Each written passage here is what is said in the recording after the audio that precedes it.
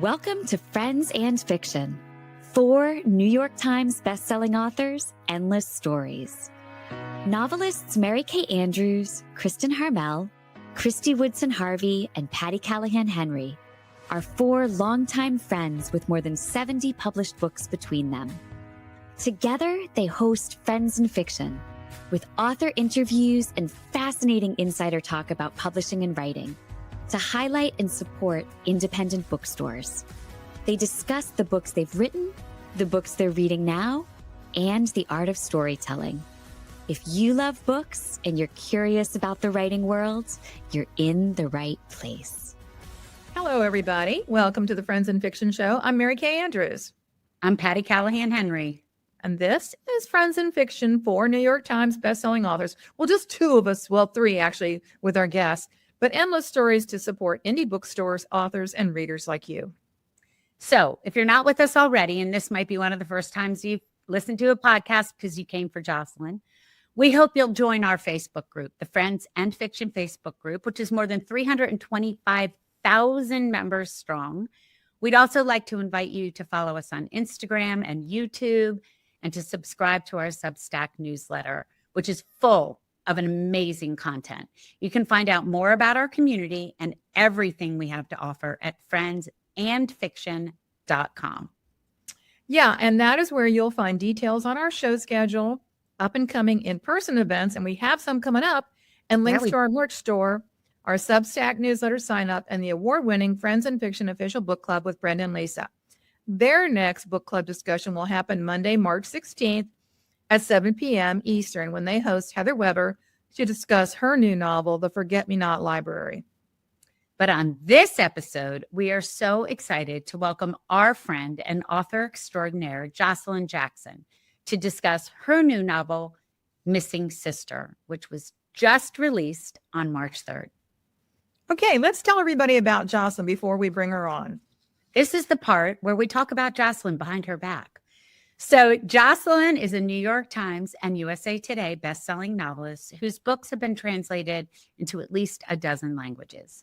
She has won SIBA's Novel of the Year, 3 times been the #1 Book Sense pick, and twice been the #1 Indie Next pick. Her books have also been a top 10 finalist in the Goodreads Choice Awards, the Target Book Club pick, and 3 times she has been a Books A Million book club pick. Joshilyn's been shortlisted for the Townsend Prize for Fiction 4 times, been a finalist for the Willie Morris Award for Southern Fiction, twice won Georgia Author of the Year, and won the Patricia Wynn Award for Southern Fiction. Good Lord, that's a lot of awards for our friend Well, I Joshilyn. know. All I have is a trophy from the Girl Scouts. Wait, I got to see that at some point. I never even got a single badge for Girl Scouts. All I have is my little brownie pin. That's all I ever got. So Joshilyn was also a former actor, and she reads the audio versions of both of her own novels and other writers' books. Her work in not just both, she reads the audio versions of a lot of her novels. Her work in the field has been nominated for the Audio Award, included on AudioFiles magazine's Best of the Year list. She's won 3 earphone awards and made the Audible All-Star list for highest listener ranks and reviews. She's also, because she doesn't have enough awards or recognitions, she has garnered 3 Listen Up Awards from Publishers Weekly. Joshilyn lives in upstate New York with her family and a motley crew of black and white animals. Her third novel, her new novel, Missing Sister, was just released on March 3rd. That's where the 3 came in. See, numbers always throw me off. And it follows a rookie cop who investigates a murder connected to her twin sister's death. Alan, can you bring Joshilyn on, please? Hey, Hey, I'm so happy to see you guys. we're happy to see you too. How are my favorite cities, Atlanta and Birmingham? They're good. Still Yeah. a little chilly. Spring hasn't showed up. Oh, Crimea River.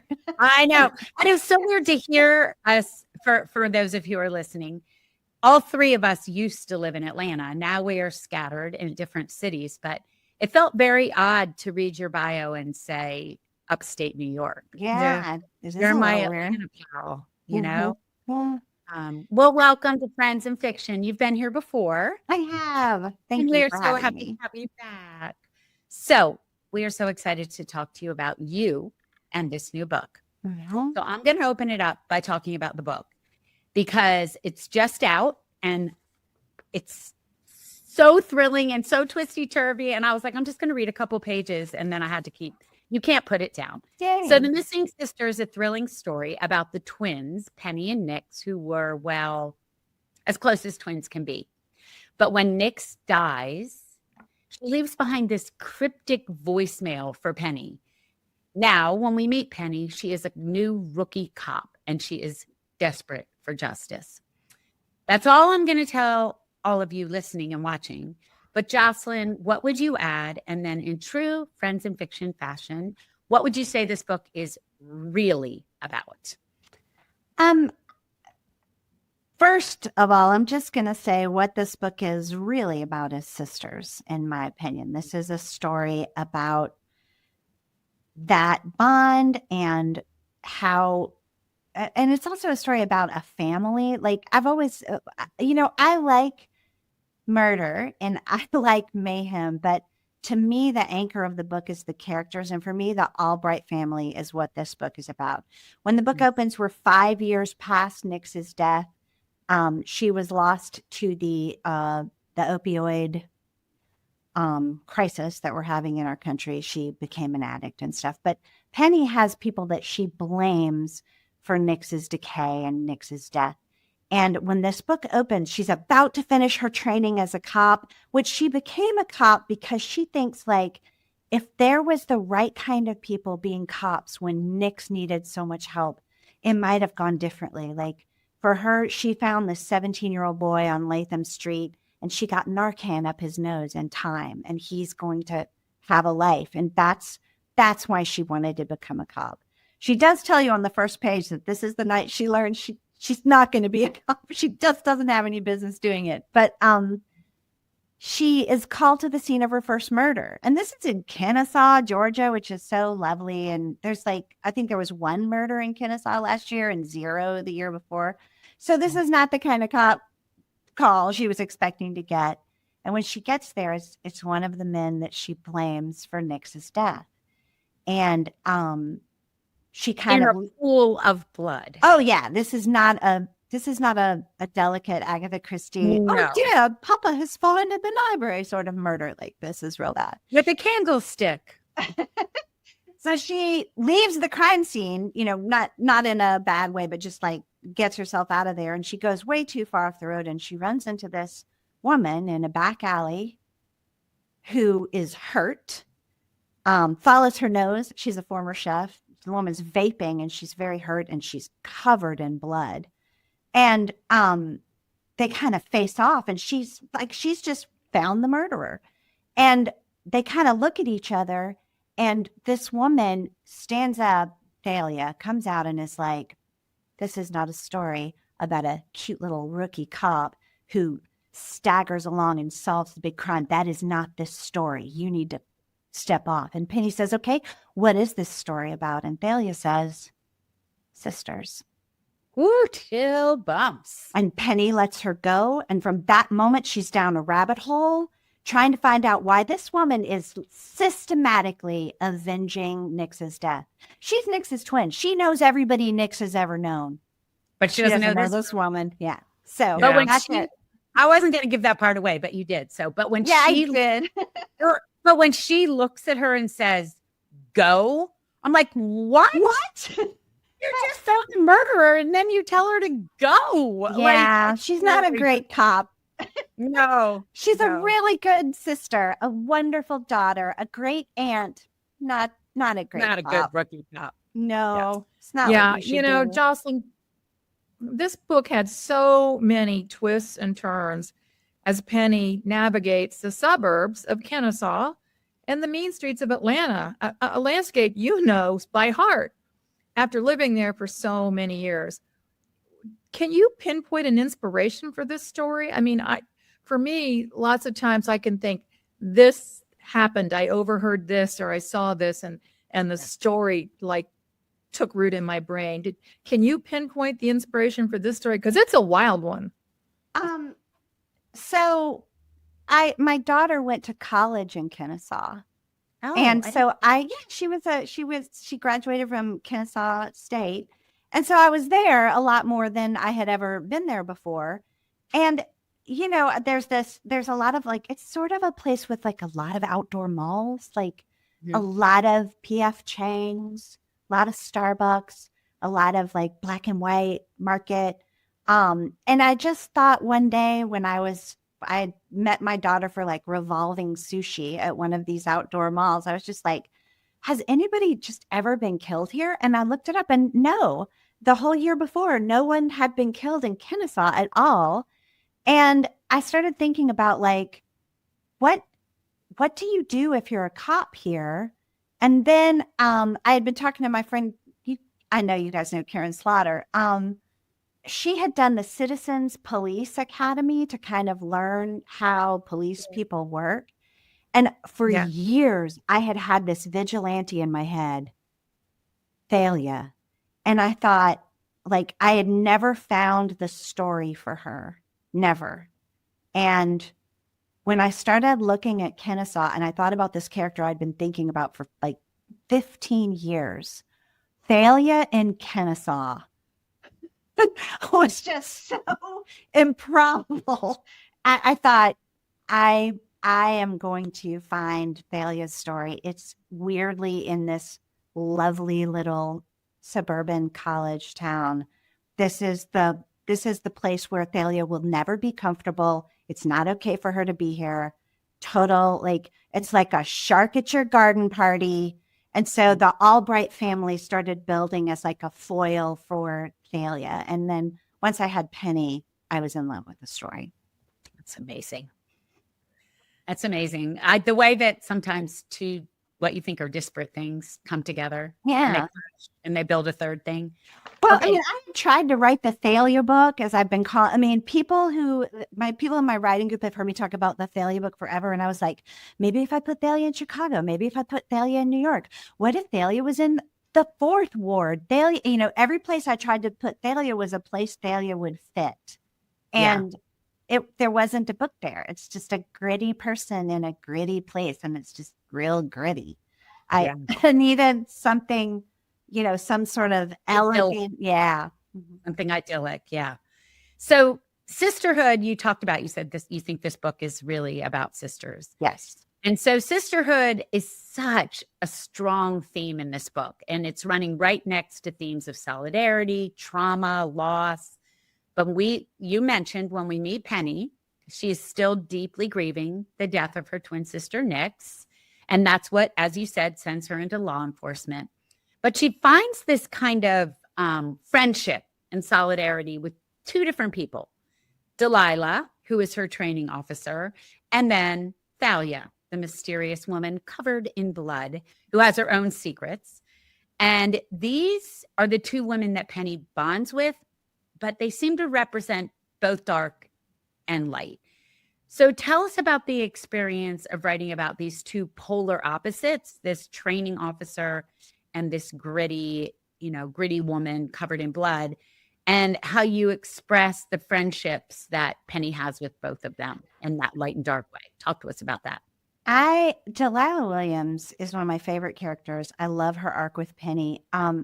Delilah, for me, I am a person who has been mentored, and it has been the best experiences of my life. Of so many things that have happened to me that are good and positive came out of mentorship.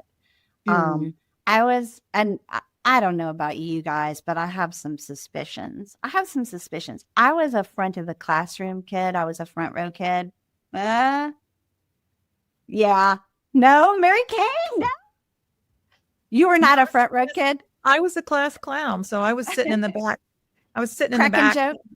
cutting up and causing problems. I wanted an A, and I wanted to be a good girl. Me too. Does it surprise you that I was more of a front row girl? Yeah.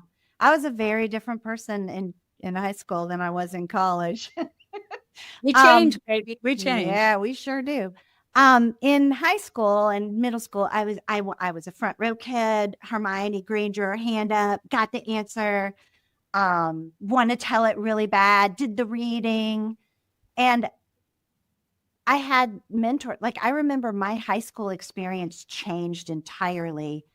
I was kind of a weird kid. I know you both find that shocking. I was a very weird kid, and hard time, hard time making friends. Kind of a bookish, weird child, and wanted to be in theater club, which was this sort of like 6 of the weirdest people in the whole school, run by a woman who looked like Debbie Harry and smelled like pot. Like, Awesome.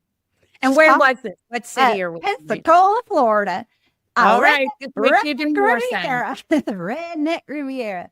And my sophomore year, a woman named Ruth Ann Replogle came to that school, took over the theater department. And from my sophomore year to my senior year, we went from 6 weirdos with Deborah Harry stinking of pot to the second biggest club in the whole school.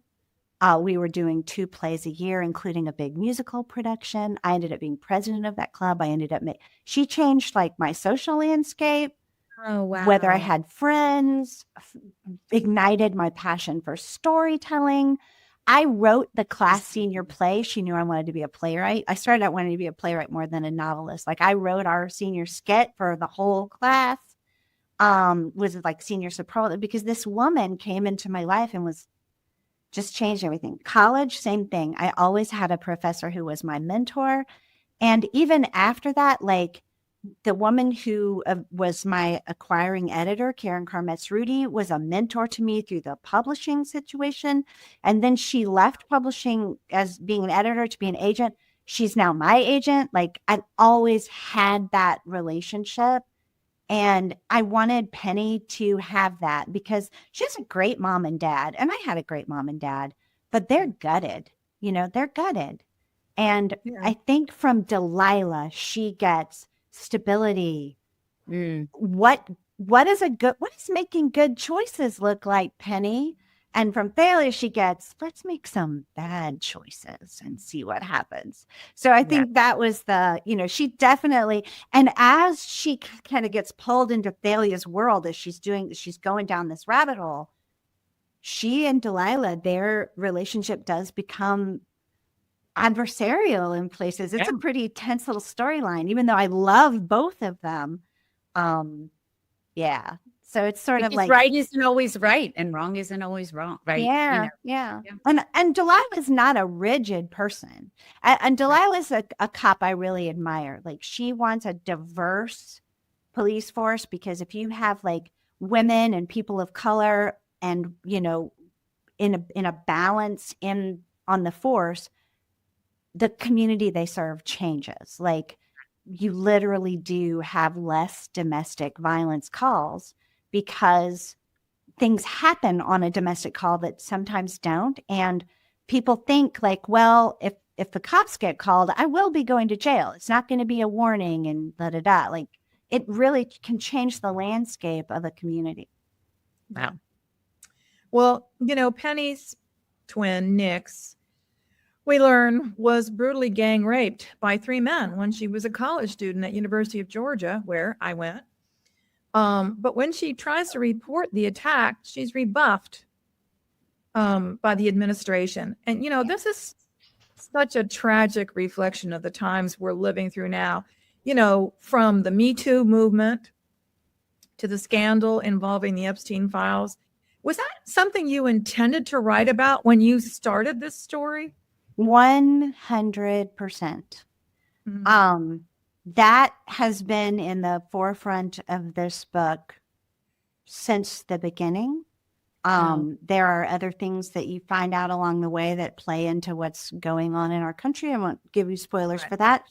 But yeah, and that kind of, Penny says, oh, things are different now. We believe women. We even have a hashtag. Sure. Because there's 1,000 women talking right now and absolutely no arrests. So that's cool. And I think that, I don't want to be like all she and fancy. And look, I am writing. I hope you take this book down to the beach with a drink, and I hope you have a really fun time. It's fast paced. It's funny. I think Penny's so likable and dear. I love her so much. I think you will like her. But so, I mean, this is not like, you're not going to need to like write a graduate level seminar paper to read this book. But my literary model is Dickens, right? I love Dickens. And what he did was look at the horrors of his day and then write a story with really interesting characters, a lot of humor, a lot of darkness, but just try to be really entertaining while still saying, hey, look what's happening. This matters. This matters. Where you stand on this matters. What you do about this matters. And so like, that's always my purpose in storytelling, is to talk about what I see around me that is not just, and to have characters say that's not right. Now, do all my characters make good choices and how they respond to the injustices of the world? No, maybe not. Maybe there's a little bit of vigilante fantasy going on for me. They were like, let's just send Thalia in to handle it. But and let's send our alter ego in. Yeah, that feels good too, though. You know, if you're mad, to have some person that you're not and that you could never be who really understands knives, you know. So yeah, of course it was on purpose. I mean, thank you for asking that, Mary Kay. So I'm going to return to theme. We just talked about sisterhood, but there are a lot of issues of loyalty and moral ambiguity. So Penny is a good girl. She's a good cop. She's a good daughter, you mentioned. But she has some hard choices to make that you referred to that might not ultimately be defined as good, but might be defined as right. So did you agonize about her decision, or did you know ahead of time? Both. Oh, I knew. I mean, I'm always at war with my. I have that good girl I was raised to be. I have to remind myself that, you know, I'm not writing this book for my mother. And even if I was, my mother has loved all my books. She sometimes says, "Oh dear, that scene was quite a lot, Joshilyn." But it was, I mean, my mother is like this person who would like hang my dirtiest scene on the refrigerator and be like, "Joshilyn wrote this. It's very dirty. I warn you, but it's so good." Like, that's adorable. She's so proud of me. But I mean, just like my idea of my mother more than my actual mother, like, you can't write for sweet Nana Johnson or whoever. You gotta, if your characters are going to go down into some dark places, you have to go with them. And I always want to protect them. I love Penny. I don't want anything bad to happen to Penny. Well, that's a boring book. Do you do the I know same they always thing? tell you kill your darlings, and I'm like, I don't want to kill my darlings. I want my darlings to grow up and have a house with a garden around it. And then it's like, no, kill your darlings. I don't even want to shoot at my darlings and miss. Like, I just want them to sit in the garden and be happy, have a lemonade, hear the birds. That's not a good book. It's a great life. It's a great life. It's a terrible book. So, like, to let Penny make some really bad choices and to get herself deeper and deeper into trouble, it had to happen. But I would be right. I'm always doing this. I write a scene and then I look back and I'm like, oh, look at all the ways you protected Penny and made sure this didn't really hurt her. And there was an out there and there's a reason why she's okay. And then you take that away. You got to find the thing your character loves the most. And then you just set that thing on fire. You have to. Yeah. So yeah, both. I mean, I knew where I was going. It was hard to make myself go there sometimes. Got it. So that's an and. Yeah. And we keep asking about theme, but is theme the kind of thing you know before you even write the book, or does it rise out of the characters? Or once again, are we with an and situation? Characters. I think that, like, when you are writing super, super commercial fiction, plot drives the car, characters in the passenger seat, theme is in the back. You can't write a book without theme. Theme's in the back seat. Even in the most commercial fiction, you're looking at good versus evil, the nature of love. You're looking at all these human things that make stories so compelling. When you're writing literary fiction, theme is driving, characters is still in the passenger seat, and plot is sometimes in the back seat. I think I would say all three of us, character is driving our books. Yes. Character is driving our books. And I think all three of us I would say that we got plot in the passenger seat, and theme is leaning forward between the seats going, hey guys, what are we about? I think that is true of all three of us here in this room. I love that metaphor. And I love, because I always say, whenever you say you have a plot problem, what you really have is a character problem. 100%. So, yeah. So go back and find out, what do they want? Why can't they get what they want? What kind of trouble are they going to get in? And now your plot is coming up. Yeah. And if your character is a whole person and real, and you are true to their motives, plot's going to get in the car and theme's going to get in the car. I mean, you have to set their stuff on fire. You have to set their stuff on fire to get plot in the car. But I mean, that it all comes out of character. Theme for me comes out of character. Plot for me comes out of character. Character-driven books. All right, Joshilyn, you had me as soon as you raised that long unsolved missing sister plot, because cold cases are my true crime kink. Ooh, is that something you share? No, you're not into that? No, I hate true crime. It breaks my heart.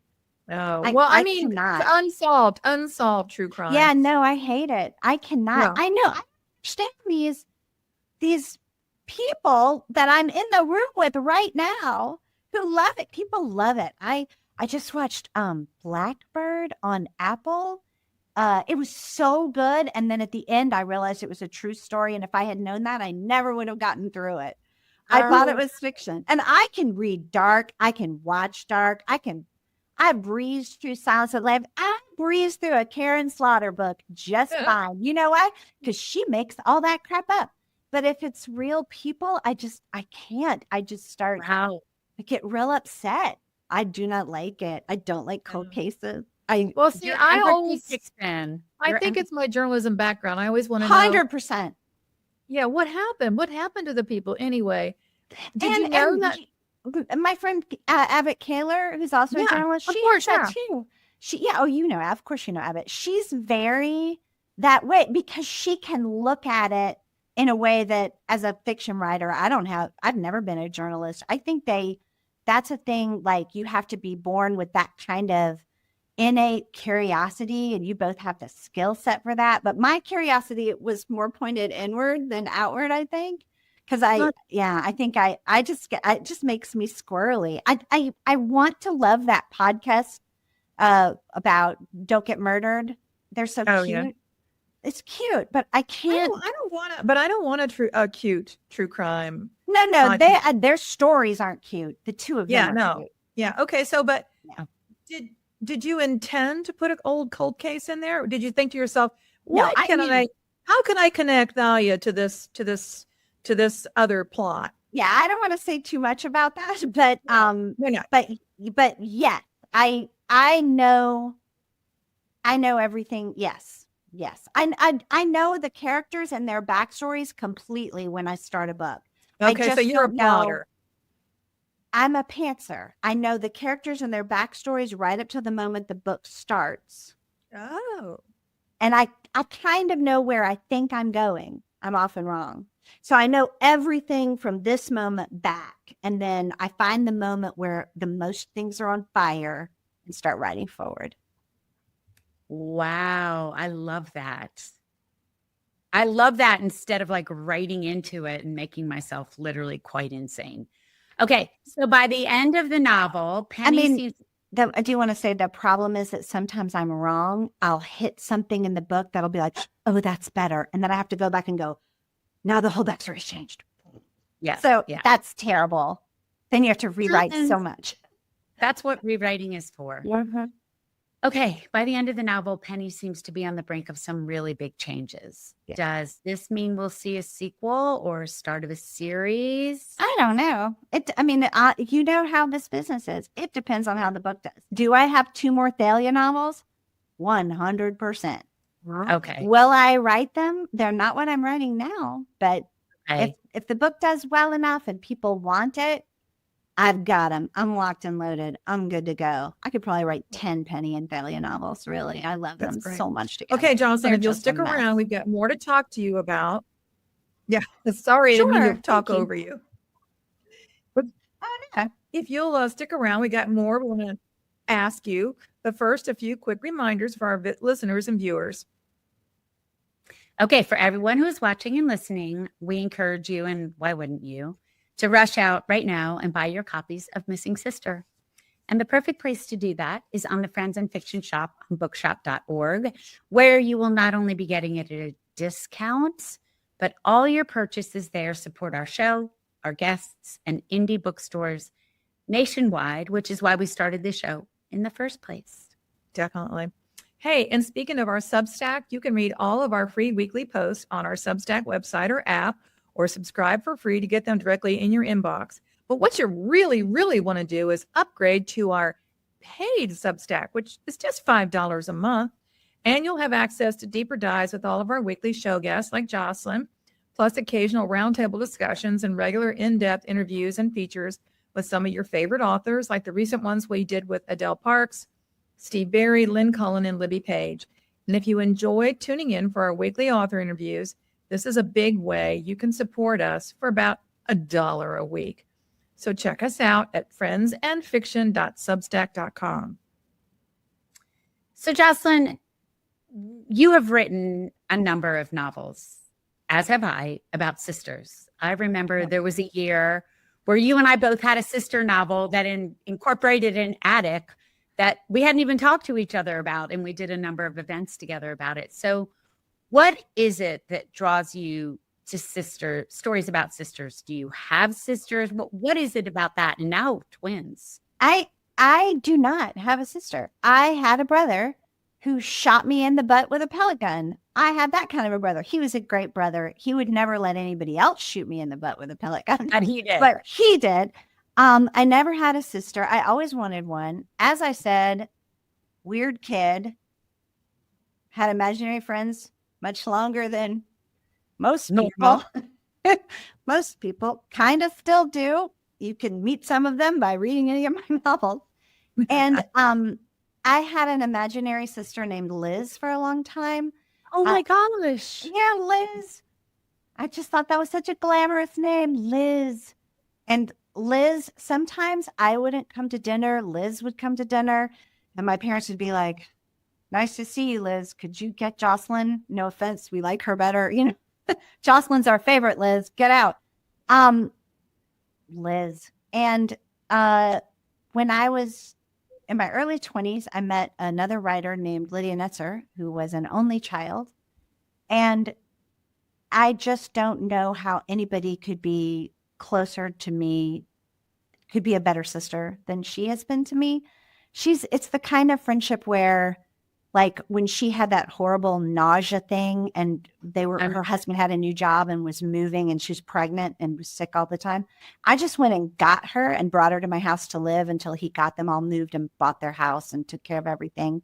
I recently had to have like a surgery, not a big deal, but it did put me on my butt for 2 weeks. She just left her house, came up here, took care of my dogs and cooked for me. Like, I don't know how anybody could be better than that. And I think one thing in my books that I'm always writing about, I had a great mother who I'm really good friends with. And I'm a mother. I have 2 kids that I'm nuts about. And I loved being a mom when they were little. And it was my second full-time job.